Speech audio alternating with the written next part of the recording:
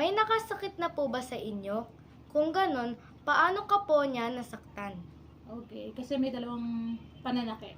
Okay, merong physical, merong emotional. So, if tinatanong nyo kung nasaktan na ba ako, oo, both physically and emotionally. Physical, meron kasing dalawa yun eh. Merong intentional at saka hindi intentional. Actually, parehas. Merong physical and then emotional. So, kung nasaktan, kung paano nangyari yon, minsan, kunyari, for example, sa araw-araw, nasugatan ako kasi nabunggo ako ng isang tao, nadapa ako. So, ayun, masasaktan ka. Emotional, ito naman yung kunyari, sometimes nangyayari, nagmamahal ka, and yung partner mo, may ginawang mali. So, ayun, masasaktan ka talaga. Okay, next question po. Paano mo po siya napatawad? Oo, magandang tanong yan. Paano napatawad? Kasi ako naniniwala ako na ang Diyos natin mapagpatawad. And we should always make sure that we do things na magugustuhan talaga ng Lord. So, paano ko siya napatawad? So, sa physical, sobrang dali lang. Magsabi lang siya ng sorry, okay na, all good. Kasi hindi naman intentional.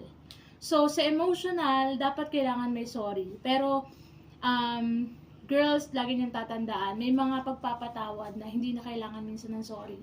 Kapag ka dumatagal yung panahon, mapapatawad mo na lang siya. Tingnan nyo, bigyan ko kayo ng example. Di ba pag may sugat kayo, sa mga unang araw sobrang sakit. Pero as time goes by, habang dumadaan ng panahon, nawawala. Parang ganun din yung mga naramdaman mong sakit. As time goes by, naghihilom yung mga sakit na nararamdaman mo, and so on and so forth, mawawala rin yung pain, emotional stress, physical na nangyari. So, ganun ako magpatawad. Ano po ang natutunan mo sa pangyayari na ito? Na dapat talagang magpatawad tayo lagi. Kasi nga diba sabi ko sa inyo, naniniwala ako, I have a forgiving God. And I should always do things that makes God proud of me. Not all the time. Syempre, we are far from being perfect. Pero, when it comes to pagpapatawad, dapat palagi.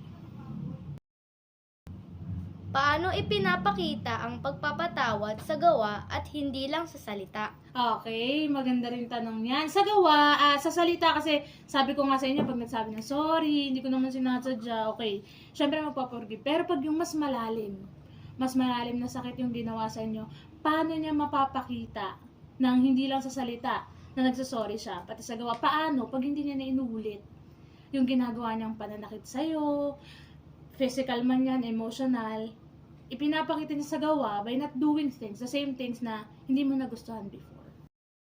Ano ang mangyayari pag hindi natin pinili ang pagpapatawad? Ay, alam nyo, kapag hindi tayo nagpapatawad, hindi lang yung taong nakasakit sa atin ang meron dinadala sa araw-araw. Naniniwala ako na para siyang, it takes two to tango. Pag humingi ka ng tawad, hindi lang siya para dun sa humingi ng tawad. Hindi lang yung kaginhawahan na pupunta dun sa humingi ng tawad. Bagkos, kapag ka ikaw mismo sa sarili mo nagpatawad ka, wala ka rin dinadalang bagahe. So, maluwag yung pag-iisip mo, nakakatulog ka na mahimbing sa gabi, araw-araw, maganda yung perspektibo mo sa buhay kapag ka nagpapatawad ka. Bakit mahirap magpatawad kahit gusto natin? Kasi may dalawang klase ng tao sa mundo. Okay? Ang hirap manghusga ng dalawang klase ng tao sa mundo. Kasi yung una, yung hindi mo kilala. Kaya sobra ka mag-judge. Yung pangalawa, kilala mo na. Ang hirap magpatawad lalo na sa mga taong paulit-ulit tayong sinasaktan. Kaya sobrang hirap. Okay? Kaya mahirap magpatawad.